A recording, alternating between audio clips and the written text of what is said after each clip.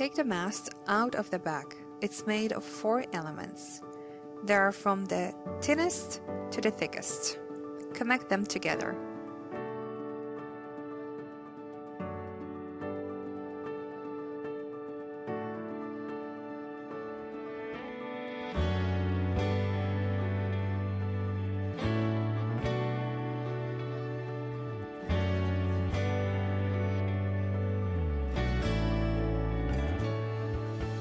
Then apply the print to the flag.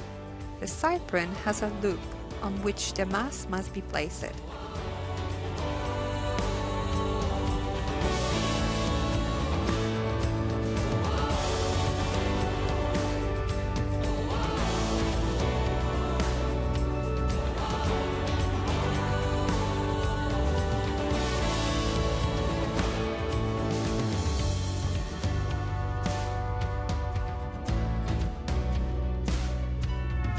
Remove the base of the flag and insert the mast into the base's hole.